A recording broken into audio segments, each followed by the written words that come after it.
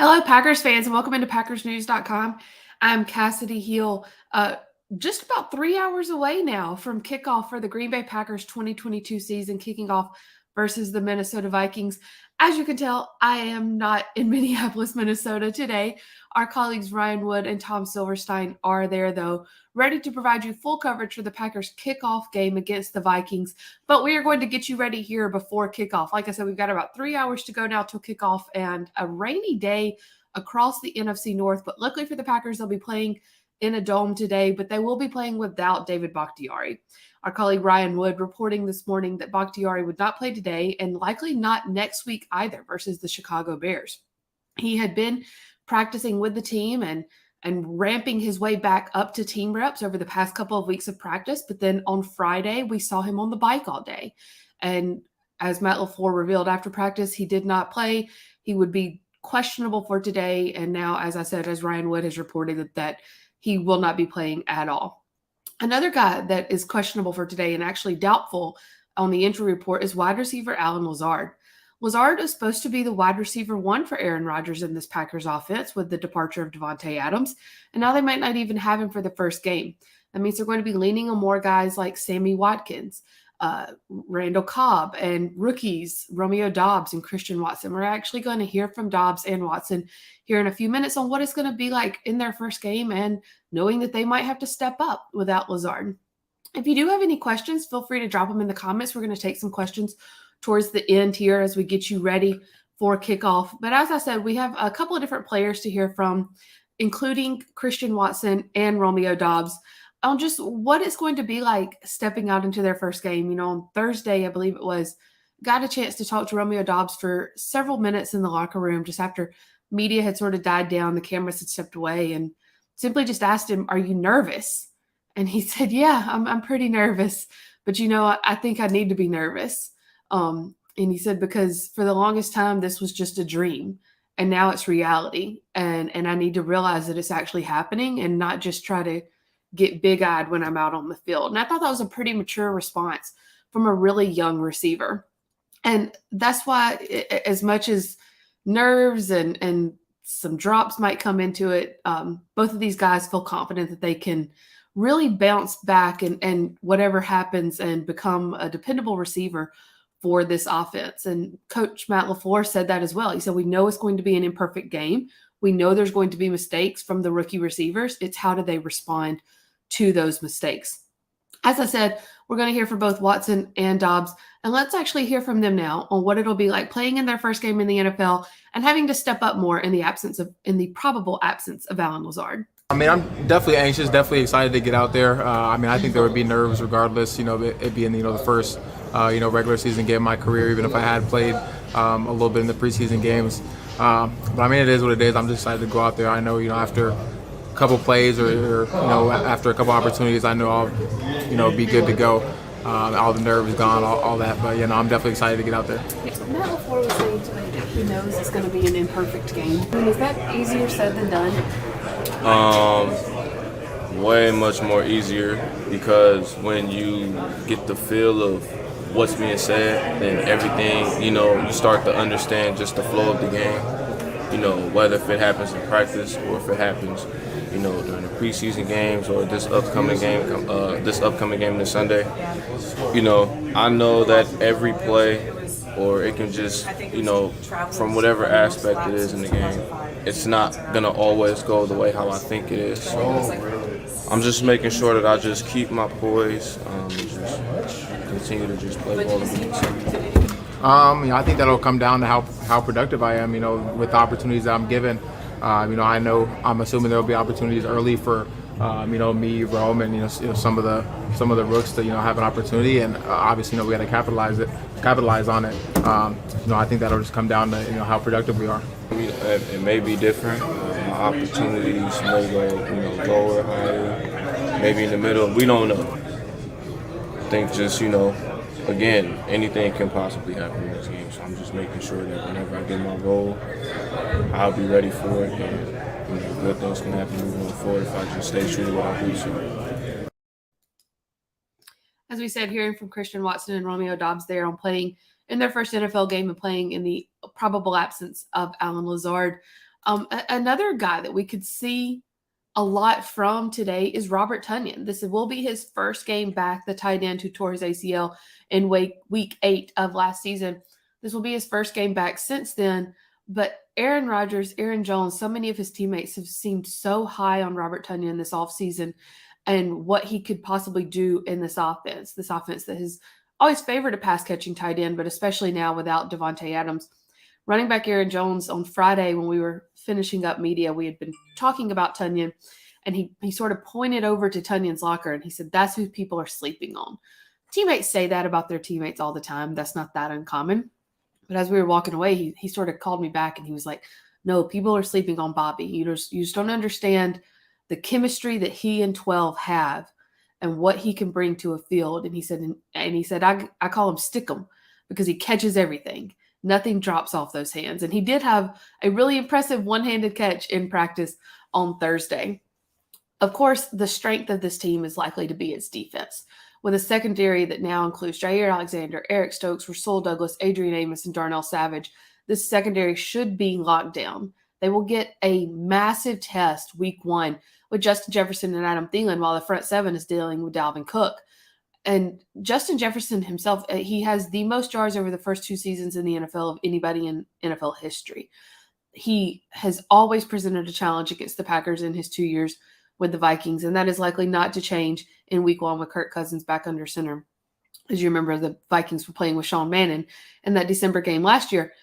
Justin Jefferson is not only going to require a lot of attention from the Packers defense, he's demanding attention from 2 of their best corners in Jaire Alexander and Rasul Douglas. The 2 of them are essentially fighting over who it is that's going to get to cover him. And that's what you want with your corners. You want them to both feel confident enough to say, put me on the best guy out there. That would likely mean playing more in the slot, which is where Rasul Douglas practiced over the offseason. But towards the end of training camp, Jaire Alexander got a good number of snaps in the slot as well. It really will just factor almost more into where Jefferson is lining up as to who's covering him, because it's not likely to see the Packers continuously moving guys in and out of that nickel corner position, but more so just letting someone stay there. And wherever Jefferson lines up, they feel confident in all of their corners to cover him. However, Jaire Alexander, not surprisingly, had some things to say about Justin Jefferson, the challenge he presents, and of course, who should be on him. He has a long stride. He's a good receiver. I think he's one of the top receivers in the league. And I think that he has the ability to make plays. So that's what I think about him. You and Rasul have both expressed interest to cover him, or y'all just playing rock, paper, scissors out there before a snap? Hey, we're going to see. You know, wherever he want to go, we'll have the best guy on him. So wherever he wants to go, we'll have the best guy on him. That is, of course, always the attitude from Jaire Alexander. Well, let's take a couple of questions here or comments from the fans. Let's see. A couple of you with comments about Bakhtiari. Mike says time to cut him. Todd, he is never going to play. We need to move on. I know that's the sentiment of a lot of fans, and understandably so. Matt LaFleur and Brian Gutekunst have expressed confidence that David Bakhtiari can come back. That being said, will he come back as the same as he was before he was hurt? That's unlikely at this point. It's almost 2 years. It's been over 20 months since he was hurt, and he has yet to play more than 27 snaps in a game. Frank says, probably not the worst game for DB and Jenkins to not play. Can't expect them to come back and be the same players they were when they got hurt.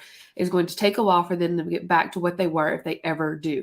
Very good point from Frank, and sort of echoes what the Packers' decision was, according to Ryan Wood, that they know they need him in the long game here. They need David Bakhtiari. They need Elton Jenkins in December, in January, hopefully in February. They don't necessarily need them in September in week 1. They saw last year that they can lose week 1 and still get the number 1 overall seed in the NFC. And something to consider is that this week 1 game is on turf. This is where Elton Jenkins tore his ACL last year. When David Bakhtiari re-injured his knee in Detroit, that was on turf. For that matter, Robert Tonyan and Kylan Hill tore their ACLs on turf last week. Matt LaFleur said that he was not really considering that when considering if they should come back and play, but it's definitely something that the medical staff is probably considering. And our Ryan Wood, while talking to Robert Tonyan this week and doing a story on that, asked that question. And Tonyan himself admitted, yeah, there's a little bit of nerves when coming back and playing on turf. It's more slippery. It's much easier to re-injure an existing injury when playing on turf. Of course, week 1 being a divisional game makes that a little bit of a tougher decision.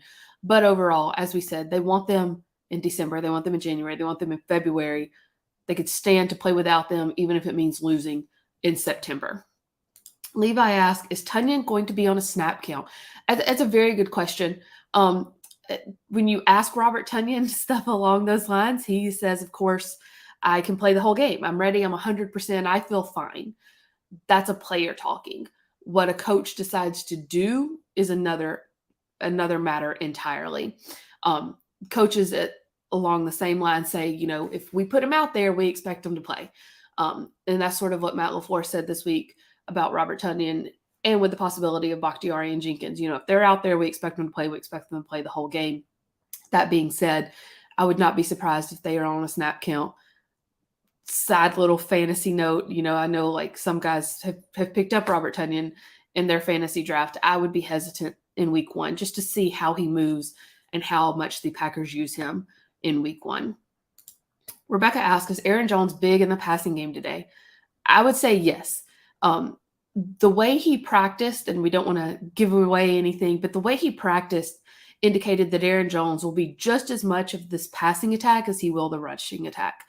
He would often flex out wide. He would go into the slot even at times. They would use him in motion. So they can use Aaron Jones all over the field. If you ask him, are you a flex guy? He says, no, I'm a complete running back.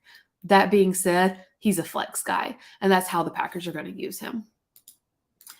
Another question from Rebecca, does the O-line affect passing or running games more? That's a very good question because it really just depends on who's in and where. There were times that we saw this training camp, they protected great in pass pro, and then there were times that they gave up everything. Granted, that was to Rashawn Gary and Devondre Campbell. It's hard to keep those guys down, and they couldn't make a hole for the rushing game to save their lives. And it just sort of, the pendulum swung from week to week. And it was while they were still moving those 5 guys around and trying to figure out who would be best where. This is a really good test in week 1. The Vikings with a good front 7, including Zadarius Smith, who will be on a mission. I think that we see some unique play calling in the first quarter as Matt LaFleur tries to figure out what his offensive line can do best and to protect his quarterback. Lindell says, I agree it's time to move on, I'm assuming from David Bakhtiari. However, with that said, who's going to be the starting offensive line in today's game? I believe it will be Hanson, Newman, Nyman. Trying to think of who else. We had it on our PackersNews.com coverage, and now I'm completely blanking, and I don't want to say it wrong. Hanson, Newman, Nyman, Myers. I know I'm missing one, and I'm so sorry, Lindell. I should have had that pulled up right here in a tab because I knew I was going to be asked that. Where's everybody else? They're getting ready for the game. Ryan Wood and Tom Silverstein are there in Minneapolis getting ready for coverage for you for the game. Make sure you follow Tom Silverstein's blog on PackersNews.com, the live blog throughout pregame and the game. Todd says, Quay Walker, now that will be interesting on how they use him. Very much so. Quay Walker has looked incredible through training camp. This is the first game. He did play in all 3 preseason games, which is encouraging. But Devondre Campbell being there along beside him is the best thing that Quay Walker could have ever asked for as a rookie, because he has someone there to get him in position. He has someone there to counteract as a 1-2 punch. He has arguably one of the best inside linebackers in the game, just to pick his brain. How they use him can change how they use that defensive line as well. And so it will be interesting to see now that Quay Walker will be out there with Devondre Campbell, with that starting defensive line, how do they move him around? Levi says, I'm ready to see how the special team plays looks in real game action. And that's something important to remember. Through those 3 preseason games, they were rotating 50 guys I think that's a fair number to say. 50 guys through special team snaps to try to figure out who could be worth a roster spot, and just to give those guys a chance to get stuff on tape for other teams. This will now be your special teams unit who takes the field today, and it's going to include a lot of starters. They should look markedly better. Will they look dominant in week 1 under a new coordinator? Probably not, but it'll look a lot better than it did in the 3 preseason games. Frank says this is a good test to see how good the defensive is. Yes, that's kind of what we've been saying over and over. It's going to be a great test. And now, granted, if they give up some stuff today, I wouldn't worry about it too much. They're playing against arguably one of the top 5 receivers in the NFL and a quarterback that knows how to get the ball to him. And along with Adam Thielen, who is still a great opposite side wide receiver. Todd says, is Z Smith going to be the playmaker against the Packers because of his past disgust against the team he is talking about? He's definitely motivated, and he has not been shy about saying so this week. That being said, he's also given the Packers a lot of bulletin board material and motivation to kind of shut him down as well. We've got a couple of more minutes here. I'm very happy you all jumped in. Before we do head off, I want to share another video that we kind of want to give you all a peek into the locker room this season. This has been an interesting locker room to be a part of because of how close they seem to be. Granted, it's still very early on. Sammy Watkins, who is one of the only other people in that locker room besides Aaron Rodgers and Mason Crosby to have won a Super Bowl, said that this reminds me a lot of my Kansas City Chiefs locker room in 2020 when they won the Super Bowl and my Clemson locker room. And so it's definitely a fun one to be a part of. I did a story on that this week on PackersNews.com if you haven't checked it out, kind of from the point of view of the card game that Aaron Rodgers and David Bakhtiari introduced to this team, and that now this team plays every day in the locker room. So make sure to check that out. But this next video will be the best of the locker room from week 1. Any chance you get to be a part of the National Football League is exciting, but when you talk about love going into a hostile environment like Minnesota and hear that annoying horn that they like to blow in the Skol chant, it creates for the team to really stay together. And it's kind of the guys on that sideline, the guys in that locker room versus the entire stadium. So hopefully it'll bring us even closer together. They told you about the horn? Yes, they have. Some said it was exciting, some said they didn't like it, but everybody got their own opinion. So. Oh, nah, we ain't got that. That horn's pretty cool, though. I like it. It's pretty cool. Put me on Kirk Cousins for all that, man. How would you cover Kirk Cousins? Huh? How would you cover? Oh, man. Putting him in the ground. We've been winning the last 3 years, so Matty's going to be here for a while. But there's not a lot of patience from these owners. We wouldn't know. We don't have an owner. We have a lot of owners. And they might have the same level of patience, but not the ability to fire the head coach as quickly. So I feel like I'm in college again. And that's the best feeling to have, to be grown, but to be like a teenager, kid, every day I walk into the building. I think that's what makes football special. literally that summer, he was inside in the air conditioning, hanging out, eating snacks and drinking rosé, and I was outside, with the wipers busting my ass. Have a fantastic day. See, look at that. Killed that. Have a fantastic day, as Eric Stokes said. But we're not going to say goodbye just yet. We're going to take a couple more questions here before we do sign off. A good one from Levi. Does Rodgers pick on Sully? He definitely could. I think, though, that this week, more than any other, we won't necessarily see Rodgers picking on a certain defensive back or a certain hole in the defense, more so where his playmaker is going to be at, because he is going to be without some of them today. Without Allen Lazard, first game without Devontae Adams. What does it take to get the ball in space? What does it take to get the ball in Aaron Jones' hand, in A.J. Dillon's hand? Maybe take a couple of shots deep to Romeo Doubs and even Christian Watson just to get them folded into this offense and to keep the defense honest. But I think as they sort of figure out this new unit and their new personnel, it'll be more so where are my guys at versus where is the defense at, if that makes sense. Todd asks, is there more to David Bakhtiari's injury and no one is revealing it? Seems too long now and something doesn't seem right. That's a fair point, Todd. And I think that there is probably something more to it. And Levi made a point about this as well. Let's see what he does later on in the year. But I think it's of note that David Bakhtiari has yet to put together a full week of practice. And every time he does have a day off, it's sort of packaged as, well, that's part of his ramp-up period. All that really shows us is he has yet to practice for a full week, which is really just 3 days in a row because Monday's sort of a walkthrough. Once he practices on a Wednesday, Thursday, and Friday and practices all 3 of those days without taking a day off, then I'll believe he's ready. Todd Runge, a different Todd, says, I think we'll be pleasantly surprised by our young receivers. I think so too. That being said, don't be surprised if there are some drops, if there are some mistakes. That's going to happen, especially for Christian Watson, who didn't play in any of the 3 preseason games. Rebecca asked, how do we think Amari Rodgers is used today as a returner, for starters, and a much better returner than we probably saw a year ago with how much Rich Bisaccia has been working with him. Amari Rodgers also allowed the Packers to get away with not carrying a third running back.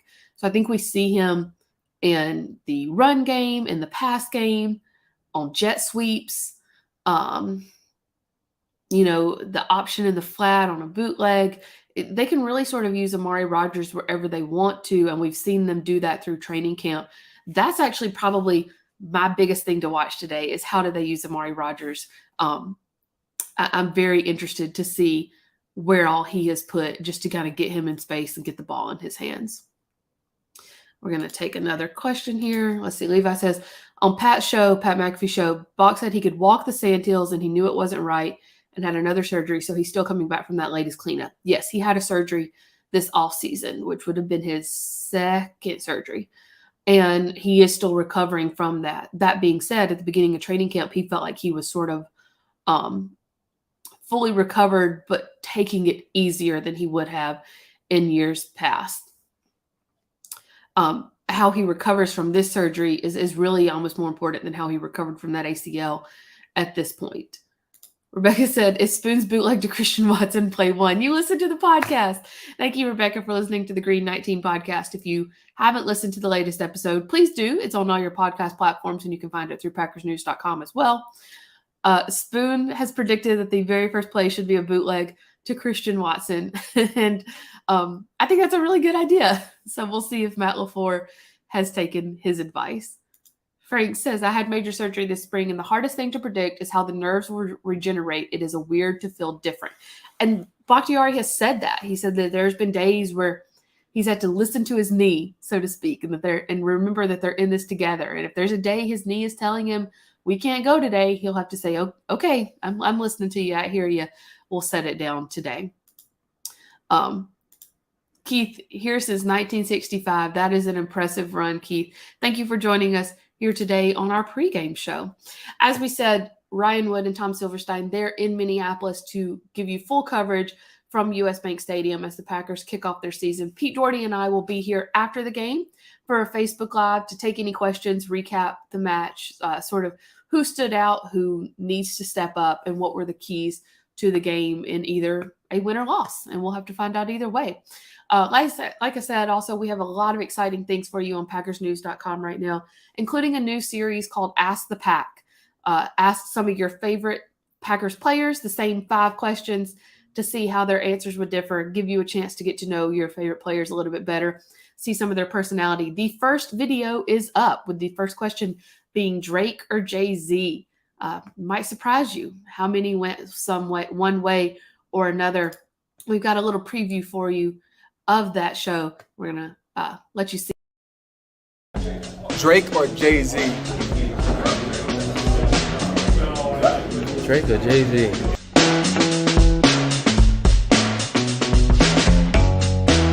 Oh, Jay-Z. I'm signing Rock Nation, so that's the easy one.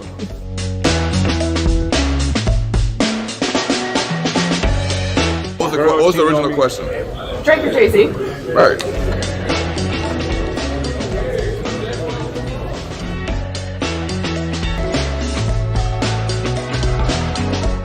Drake or Jay-Z? Drake. Why? Degrassi.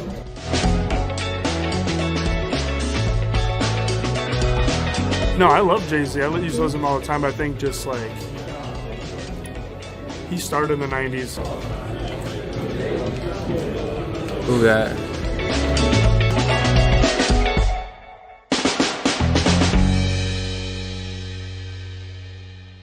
That's easy. Give me another one. To Jaire's request, we did give him several others. You can watch that full video on PackersNews.com and on our YouTube Milwaukee Journal Sentinel page.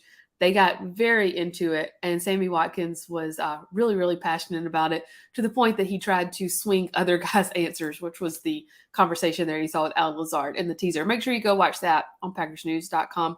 Thank you so much all for joining us here for our pregame look. We will be doing this every week, typically from the stadium or from the field. Just a little bit of a logistics change here in week one, but moving forward, you will see us either at the stadium or at the field when we're on the road. So always tune in 3 hours ahead of time for this pregame look, and we would have some of the other guys hopping in with us when we're all together, hearing from Ryan, Spoon, and Pete. Thank you so much for joining us today. We will see you after the game.